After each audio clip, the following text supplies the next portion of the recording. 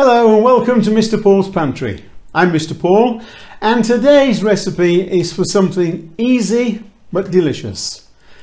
It's for a very easy to make Madeira cake. That real British tradition to have a cake in the cake tin waiting for an afternoon cup of tea. So I'll show you the ingredients and then we'll get on making it.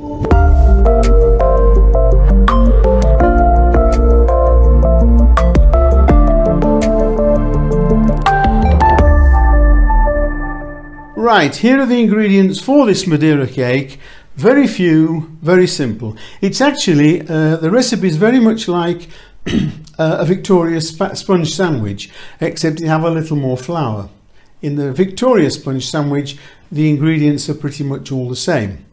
But here we've got 200 grams of self-raising flour.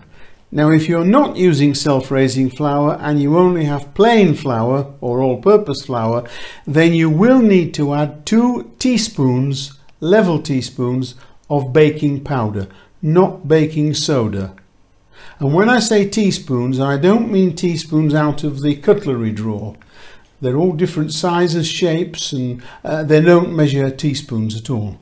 Use a measuring spoon, level it off and put 2 teaspoonfuls of baking powder, not baking soda. Okay, so I'm using 200 grams of self-raising flour. I'm using 125 grams of salted butter. I'm using 125 grams of white granulated sugar. I'm using 3 medium-sized eggs. And that's it.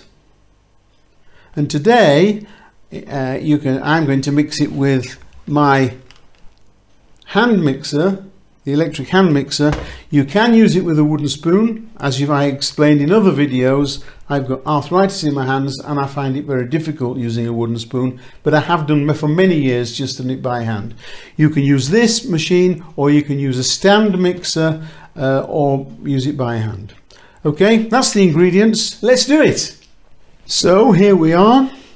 Now the thing we must remember when we're making cakes, it's very important all the ingredients are at room temperature. So we're going to add in here the sugar, the butter, and we're going to cream that together till it's nice and fluffy.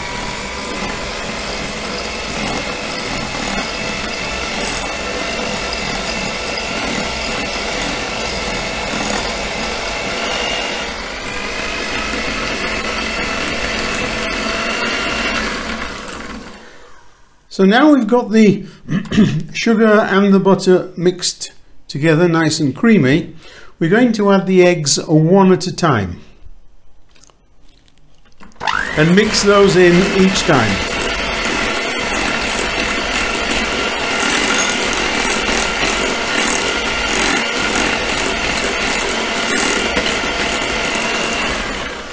You can see that's now mixed in nicely.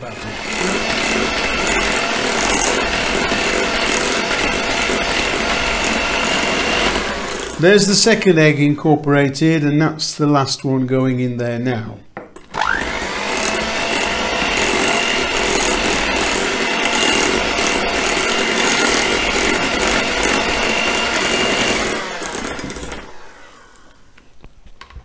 You can see how nice and creamy that is.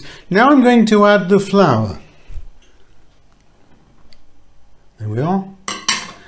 And that just wants blending in until it's a nice smooth batter.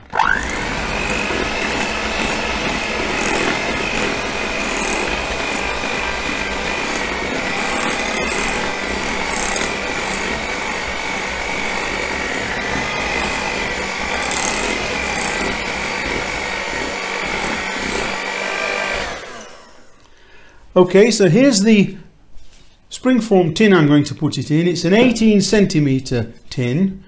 It doesn't have to be exact, but it's a good size for this particular mixture. I've greased inside with some butter. I've cut a piece of parchment and put it in the bottom. and I've also buttered that, so it's nicely greased. And here we have the mixture now all ready to go. It's what we call just dropping consistency. You see that? Without shaking, it should just fall off the spoon or the spatula, just like that. Okay, so now we'll pop that in the tin. Just have to grab hold of that properly. It's difficult trying to keep the tin and the basin in shot, especially when you can't see what you're doing. Remember, I can't see what you can see. I'm having to guess a lot of it. So there we are. That's all gone into the tin. We'll just smooth it out now. Push it to the edges. We don't need to do a lot of fiddling about with it. It just needs to be reasonably smooth, and as long as it's right over to the edges, there. And there we have it. You can see. Can you see that? Nicely. Right. This is going to go into the oven now at 180 degrees centigrade. That's for an ordinary oven. If you're going to use a fan oven, I don't use a fan oven for cakes, but if you want to use a fan oven, or you have an oven where you can't turn the fan off, some are like that, then it needs to be 20 degrees lower. So you need to set your oven at about 160. But I'm going in at 180 for about 35 to 40 minutes. I'll check it at 35 minutes. And I'll see you then. Right, here we are, straight out of the oven, and we're going to just test that with a skewer. I normally test it just in the oven, but I didn't have the camera set up there, so we'll test that. Perfectly dry, not sticky or wet at all. So there we are, ready to cool. I'm going to leave it on this wire rack for a short while. If you can I don't know whether you can see that in the camera, but it's just starting to leave the edges of the tin, the edges of the cake, sorry, starting to leave the sides of the tin, and that means it's cooked. It's nicely ready. Now you'll notice there isn't a big dome on top of this. I don't want a big dome on top. Sometimes it happens, and the reason that happens mostly is because you've got too much batter for the size of the cake tin. It's nowhere to go, so it comes up in the middle.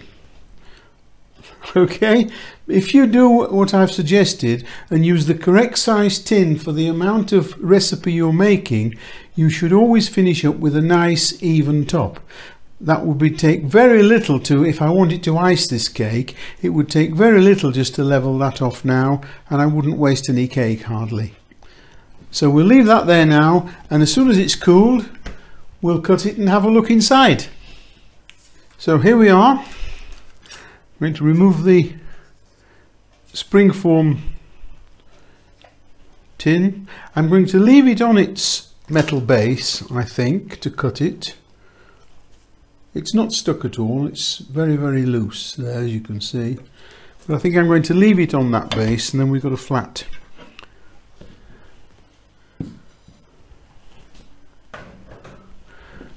We'll see how we go with that.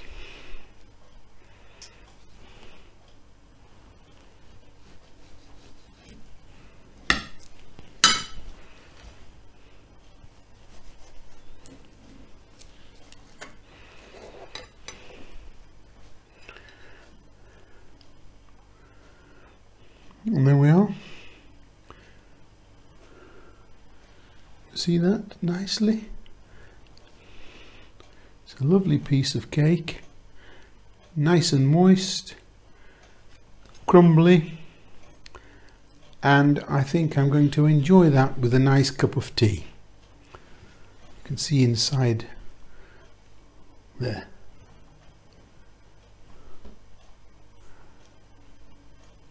If you've enjoyed this video, go down below and give it a like, a thumbs up please. If you have any comments, leave them underneath there as well. And if you want to see the recipe, go underneath the video and click where it says show more.